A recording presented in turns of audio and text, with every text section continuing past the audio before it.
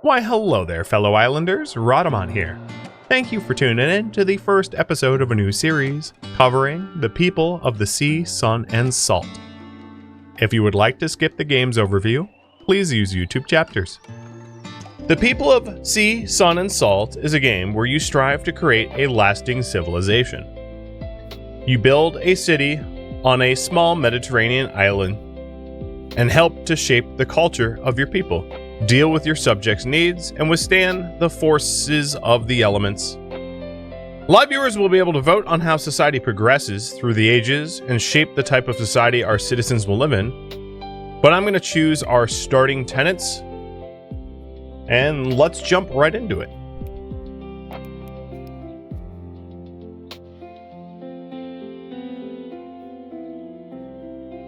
Alright, I'm going to be doing the novice mode, just so that it triggers the tutorial for the benefit of all of you, rather than skipping the tutorial or being in creative mode. Prologue, Humble Beginnings. These are your people. Click anywhere to continue. Let's start by getting them settled and working. So, objectives will be in the top left, and we need to build a house. Click housing. And each house costs 25 stone and 40 food and gives you subjects. Alright, build a quarry on stone. So, there's stone and grass, and the quarry goes on stone. Surprise to no one, I hope. Build a vegetable garden on grass.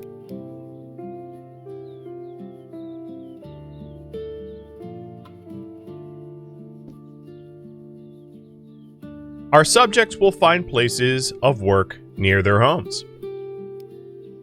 We can hover over buildings to see if they need more workers or if subjects are jobless. Before we continue, let's learn to look around the island. WASD. Mouse zoom with TNG or mouse wheel. Hold middle mouse to rotate the camera or Q&E. And hold shift and use the mouse wheel for tilt.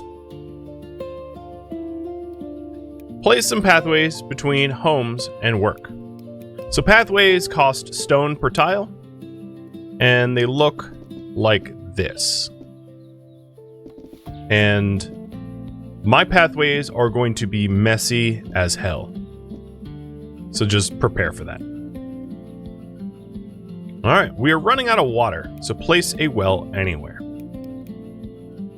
And at the moment, I have no stone, so I'm going to need to wait for my quarry to produce the stone for the well. And as you can see, it costs 55 stone, and at the top of the screen, I have 20.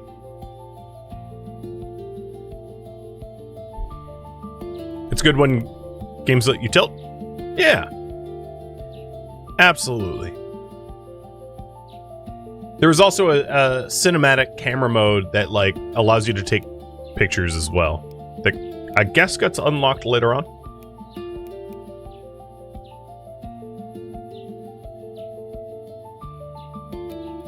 Alright, I'm going to speed up the time just a little bit to give me the stone for the well.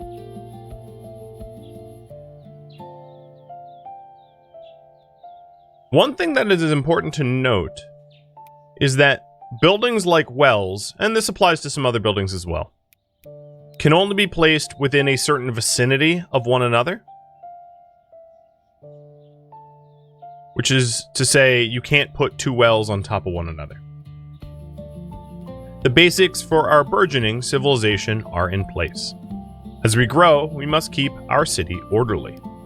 Make sure workers live close to their work, and place pathways to reduce time spent walking to different locations. Let's keep building houses until we have 15 subjects. So it's asking me to place some roads now, but I kind of already did that. I did this out of order, my bad. So what we're going to be doing is increasing our population up to 15. The next thing I probably want to build here is another quarry. because we are being bottlenecked on the lack of stone. And we're going to need someone working in that quarry. Now, if I wanted to unemploy, like, let's say, the person gathering water in the well, because I have 800 water right now, and force them to work in the quarry, I just, like, threw the well off to the side so that it was not part of the equation.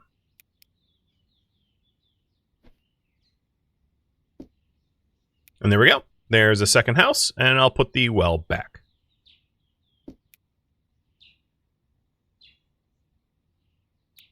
And as our population increases, so too will our needs. Currently, as part of the time controls on the top, it is spring. It's idyllic weather, sometimes cloudy, mostly sunny, and there will be weather effects that come into play later on as more parts of this game get unlocked.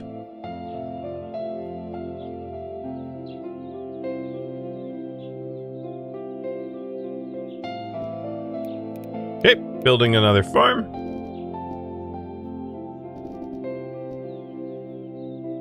With the hopes of being able to put, and yes, I can, another farm right in there. So now we have 1, 2, 3, 4, 5, 6 places to work, and 100% employment for everybody. And let's keep scaling this up. Now, another thing we're going to need to build pretty soon is going to be another well. So let's try to figure out where to put the next well before we lay things out. And I'm about to get the stone for it.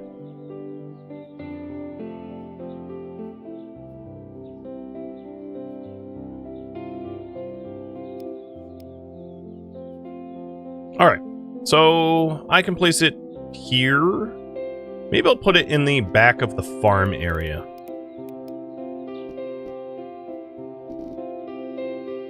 That'll work. And let's place another house once I have the stone.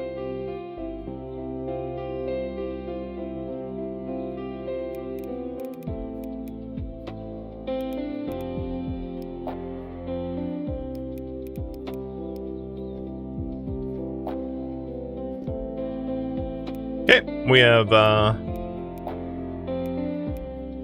little bit of unemployment as a result, which is fine. I'll just keep adding quarries over here.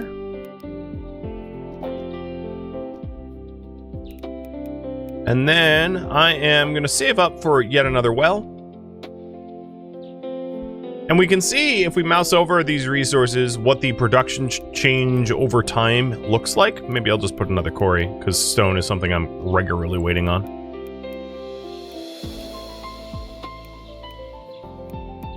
And yeah, everyone's currently employed.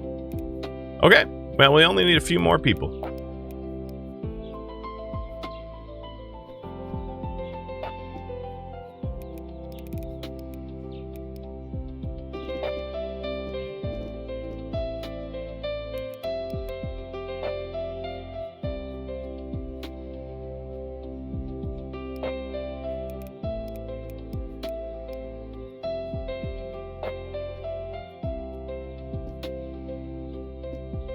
Okay, 2 more quarries. 1 more farm field. In this case, the section of the farm field that doesn't have plants, this sort of like, let's say, composter section or whatever, or tree, whatever you want to call it, allowed me to place it here despite the fact that there wasn't grass there. And you can get away with that in cases, right? So like I can't put it up any higher here, but there is fine. All right, 1 more house and we've hit 15.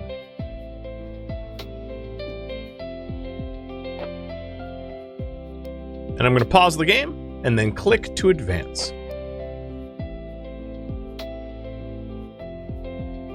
Prologue. Psalm 1. Sea, sun, and salt shall dance once more, and as their children find their footing, what was still shall find its rhythm. Our civilization a glorious hymn. This is going to be The Age of Awakening.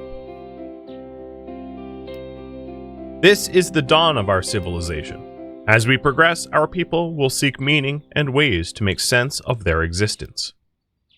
And so, they will need time to gather, share, and worship their goddesses.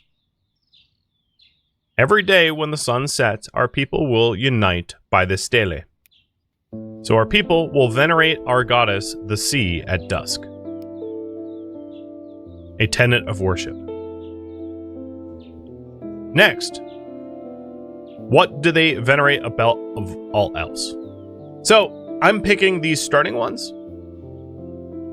And I'm going to be picking the sun, which is normal mode. But you have the sea, which is land is easier to unlock. The sun, which is food is more abundant. And salt, which is hard mode, life is a struggle. What is their highest virtue? We've got empathy. Higher worship, that symbol there, the little sun symbol, is worship. The worship penalty when subjects starve, slightly slower walk speed, or subjects eat one more meal, and we're doing empathy. And what is their most despised sin? Sloth, which is increased yield from labor, or heresy, which is less work, more worship. And here is our starting tenets: worship, sun, empathy, and sloth. Chapter 1, Age of Awakening. Our people will now worship in the evening. The more they worship, the more they produce worship, and the more the land will be revealed. But be careful, if they lose worship, water levels will rise. So now at the top of the screen, you have culture, or worship. And when it hits the next threshold, the waters will recede and reveal land underneath. The islands that you're on are procedurally generated. So no two game is quite alike. And at dusk, as you can see here, we have a worship phase. So it's sleep, work, lunch break, work, worship, sleep. All right, left click a building to start moving it. So let's go ahead and move this house a little bit.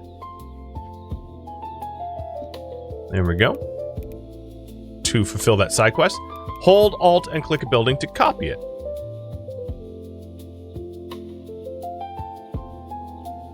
Our objective for this era is to place 700 pathway tiles to double the yield from quarries.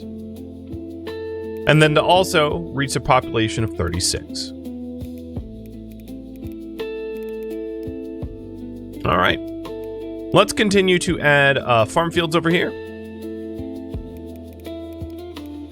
And then to get them employed. So we have one more unemployment. And this looks like a great spot for a well. And just because I'm making like an excessive amount of water for now, there are seasons. And the well productivity in different seasons will yield different amounts of water. So right now we're in spring, but come summertime, it will be a little bit harder to stockpile water from the wells. So you have to keep that in mind. Same with like the winters, your food production slows down, so on and so forth. And here's the warning. Summer is coming. Make sure to produce enough water. All right. We still have a little bit of unemployment. I'm going to stick another quarry here. And then route some pathways this way. I'm trying to make my pathways like clean and organized, but I can't promise it will remain like that forever. Overlord, thank you for the sub, and Sindra for the resub. Cheers. And Glitch for the cheer. So here they are, worshipping at dusk. And this Stele of the Sea can only accommodate up to 20 worshippers, which in effect means we are about to hit population or worship max, because now our population is 21 and not everyone will be able to worship as a consequence.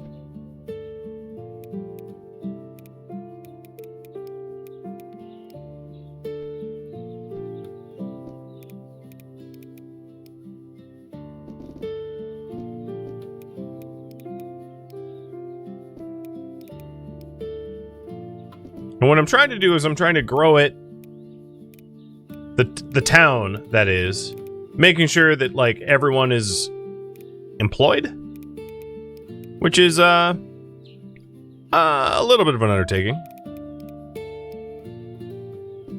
And I wouldn't mind hitting the era objective pathway max.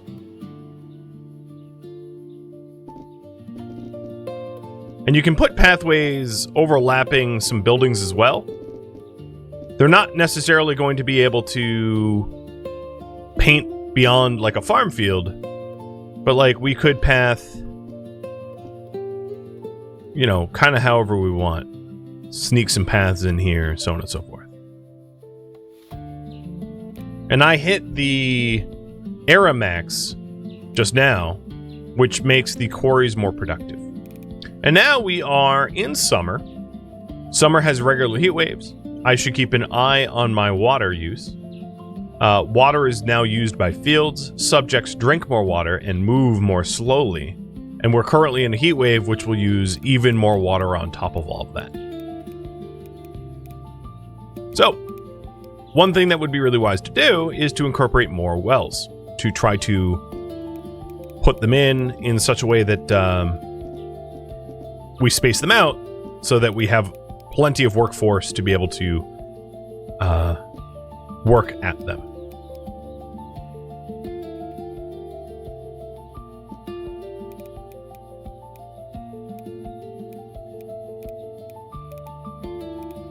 We don't quite have like 100% employment, but it's not too bad right now.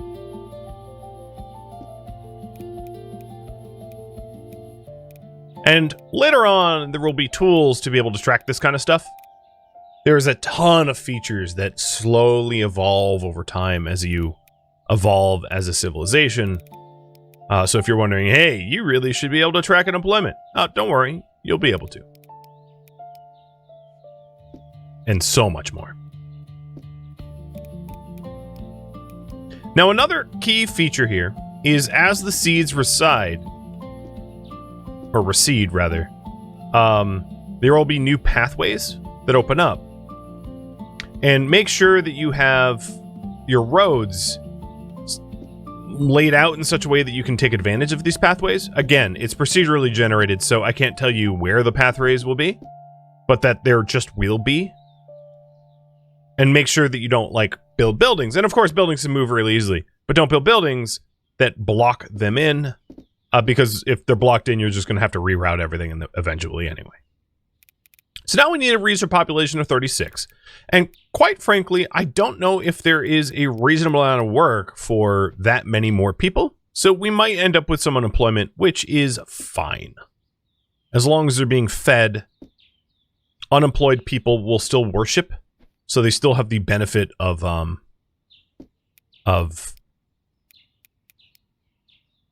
producing culture.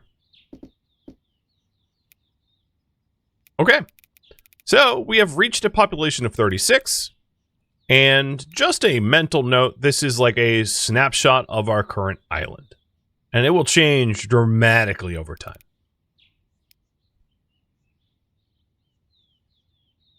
Age of Awakening, Psalm 2. Blessed are they that are awakened, for their slumber has come to an end, and what was but a dream shall be fulfilled.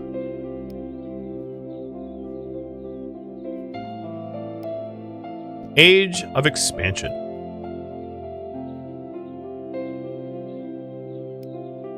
As our people toil and overcome the obstacles of life, their knowledge expands. Our people are pushing the limits of what they can build. What new type of building should they pray in. So this is where the choice is going to be left up to you. So the left one is a sea temple. It's a sizable building that can host many.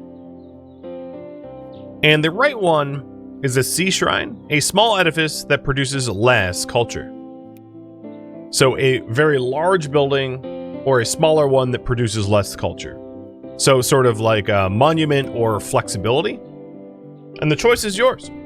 So number 1 is the sea temple. Number 2 is the sea shrine. And these types of choices are functionally irreversible, meaning that it's forming the type of society and civilization that you're making, for better or for worse. And leaving this up to public polling, of course, means that there might not be a lot of continuity between the choices, but that's part of the fun, that we get to make these choices together.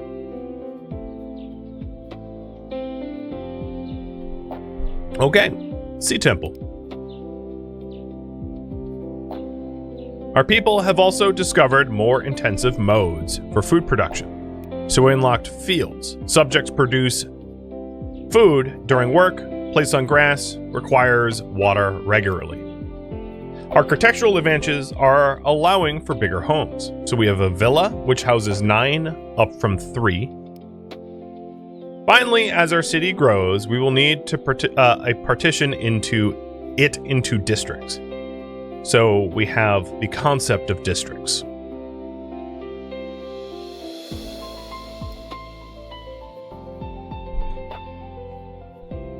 Age of expansion. Our people can now feed on abundant crops, build bigger houses, and more importantly, build more places of worship for all to worship in. Okay, so click the destroy button to clear a building like this, and we're going to place our first district center. So we're going to build an agricultural district. I'm going to place the agricultural district tower here where the farms are. The district of Esoria.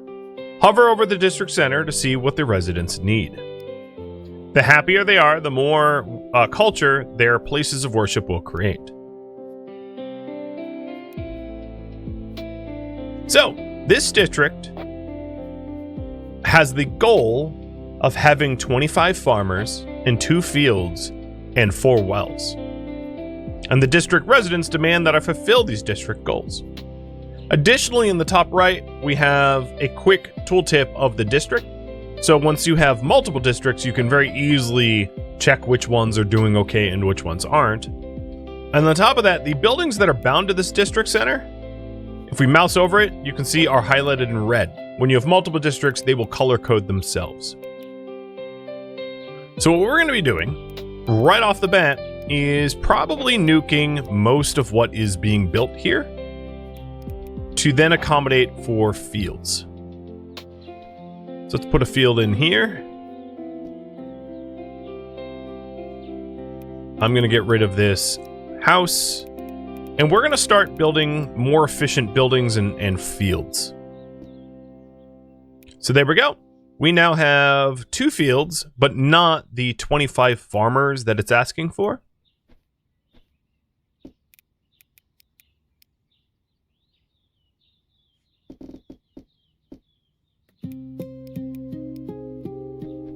And what we could do is move some things around to get another field in here. It wants me to place on grass. I might not be able to get it in here. So instead, let's move these vegetable gardens down here. This one won't fit in here. That's okay.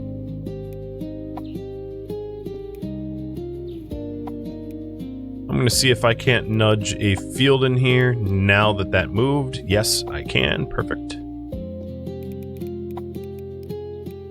I don't think anyone's going to use this path back here, but I'll create it all the same. You can also remove pathing. That's not an issue. And let's get rid of these vegetable gardens as well, as they are less efficient, but less water reliant. So as long as we have a robust method of watering everything, all of these additional infrastructure projects are fine. We ought not to have any problem keeping things watered. Okay. Now the other thing is, with all of these fields, we don't have a lot of farmers anymore, because these fields have a lot more workers, up to 16. And because of those increased workers, we have increased population demand for those workplaces.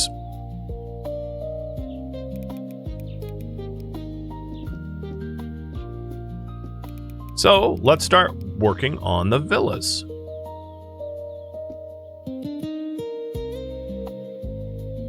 And replacing the houses with villas that are more densely, allow for more dense packed population.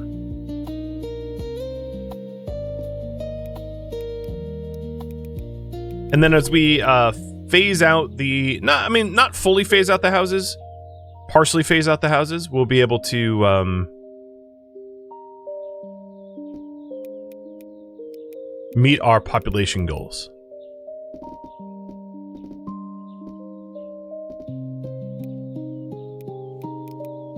So now, if we take a look at the first district we made, we have hit all of our goals, and as a consequence, we gain extra culture from the buildings that are within the district. So the other thing I'm going to do is all of these quarries here, I'm going to get rid of them and put in a sea temple once I have the stone for it, which I don't yet have. So I'm going to unpause the game and have them start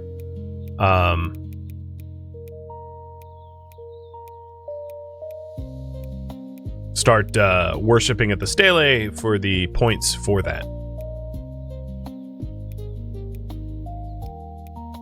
So Sea Temple is going to allow us to expand our territory considerably. Is there a benefit for 3 wide paths over 1? Mostly aesthetics, as far as I'm aware. Oh, that just about perfectly fits in there. Okay. So now the Sea Temple is within the first agricultural district and will allow a lot more worshipping within. And as a consequence, as you can see, the map just massively opened up.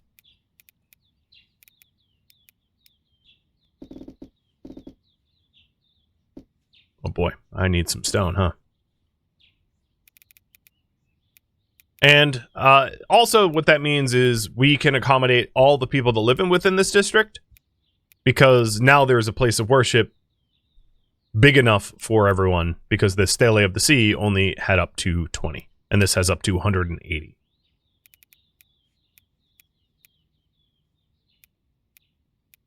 Okay. A lot of these farm fields that we have aren't fully staffed. So what I'm going to do is I'm going to knock down... I probably did that premature. And this is a really good instance. I got rid of too many people at once, and I shrunk the land. And what would have happened there if I had built upon this soil is it would have depopulated that area. Wiped it out. So I'm going to temporarily get rid of one of these farms, hoping to drive more... maybe 2 of the farms. Hoping to drive more workers over to the quarries. In fact, I'll do it like this. There we go. Now, what we also could do is to get stone by getting rid of these old ruins. There is an achievement to progress without ever blowing up these ruins, but I am not achievement hunting this run. And we'll recover some stone from the ruins that way.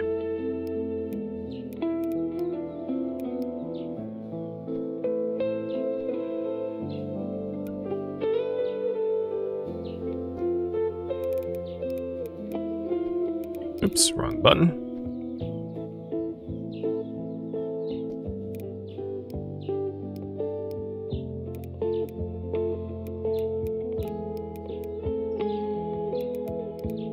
And what we're aiming to do is just rapidly increase our population to support all of the new infrastructure that we have.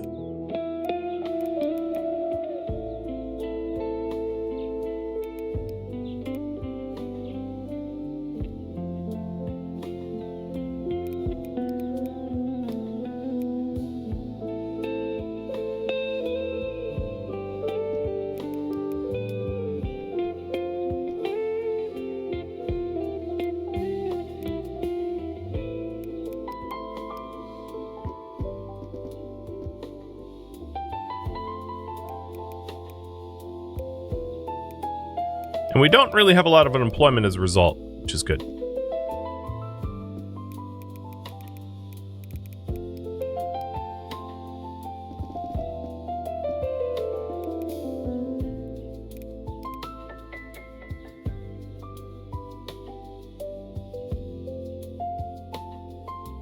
And because this game doesn't really require like super hardcore min-maxing or anything like that, I'm just paying extra attention to aesthetics. So why not? Now, one thing that's important is people can only venture so far from their homes, so the pathing is a big deal. Making sure that people can get to and from the Sea Temple, and certain buildings like the District Center doesn't require a path, and because no one actually works there, it's more like a landmark. But a lot of the other elements in this game, you know, have pathing, and you should accommodate it as a result. All right, taking a look at our okay, 100% employment. Cool. Let's get another villa down then.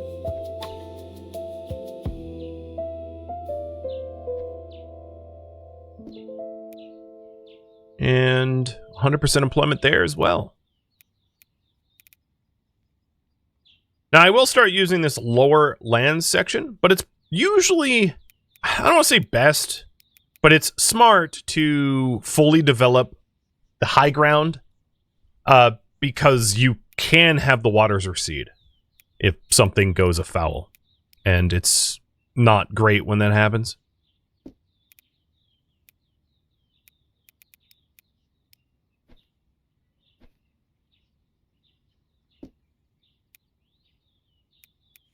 All right. So we have 69 people. It looks like everyone's employed. There's some fields that aren't fully staffed, but I'm not probably going to get too many more houses shoved in here without blocking other stuff. Maybe that is about it. And I have provided a place of worship for 75 subjects. So all the infrastructure that I've added up until now has let me hit that milestone.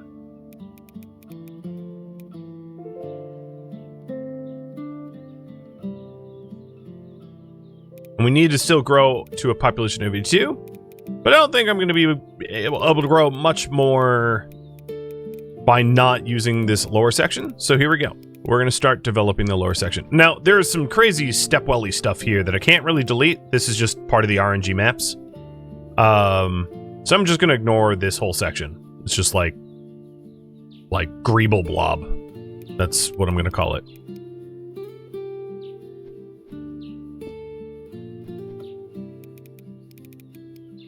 And the concern here is the commute distance.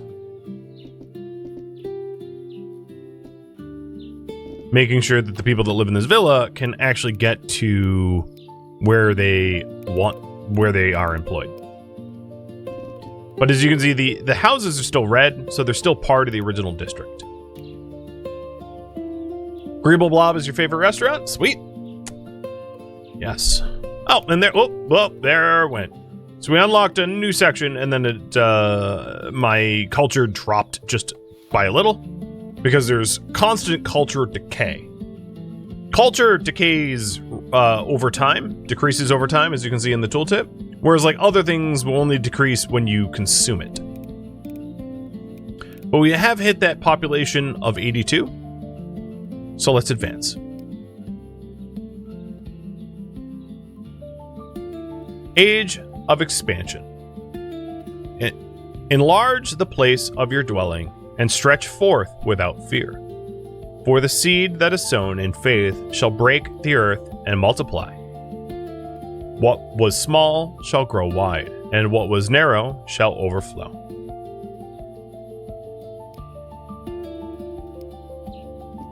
So we're in the age of wellness. We will not advance far if we do not show care for our subjects. Our people desire to live healthy lives in pleasant surroundings. This building will allow physicians to tend the ailments of others. So place on grass and it supplies health care. Pick a type of embellishment for our city. Option number 1 is plants. Plants produce culture when walked by and costs water and takes up minimal space. And a fountain produces culture when walked by and costs stone and takes up more space. So fountains are larger but do not have upkeep, and plants are smaller, more efficient, but have a water upkeep.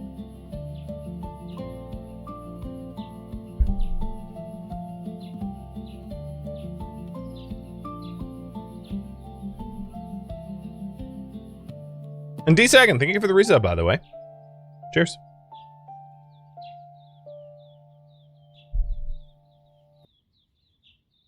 All right, this one was a little bit closer, but fountain it shall be. Our people have also uncovered more efficient mining techniques, so we have an advanced quarry. And a building to efficiently store our stone, so a stone store. Finally, we can grow, now we can get greater insight into our city, so we have an overseer. Subjects produce culture during work, unlocks map overlays, and oversight. Here is the age of wellness. Omri, thank you for the resub as well. Let's quickly build a physician's office before our people's health deteriorates. And let's also build city embellishments so our people can produce culture as they walk by them. So the first thing we want to do here is a service of a physician. And as you can see, depending on where I place this thing, it supplies healthcare. So I'm going to build one down, and the physician's sphere of influence is quite wide. So a physician, good lord, placed here does support the population above. Most buildings have a pretty small sphere of influence, but the sphere of influence for the physician is quite good.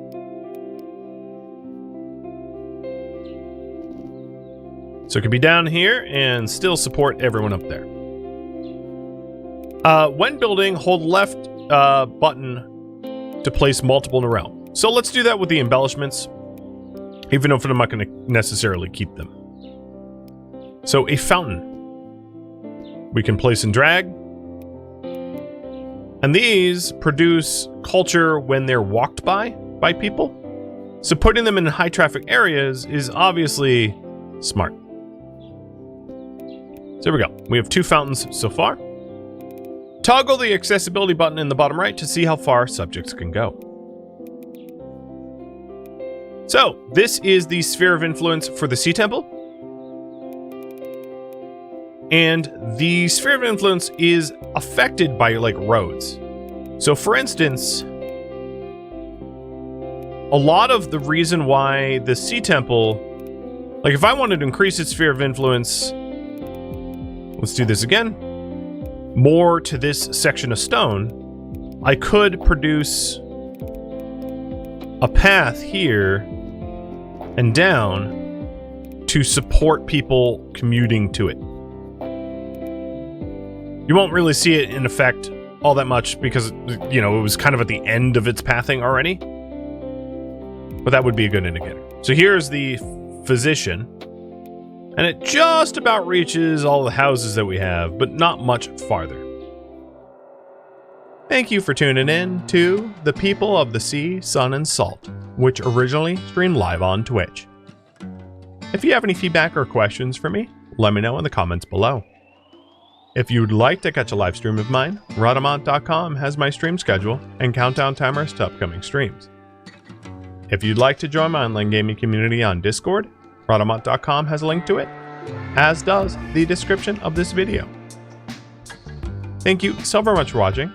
Special thank you to my Twitch subscribers, Patreon patrons, and viewers like you that support the channel and made it all the way to the credits.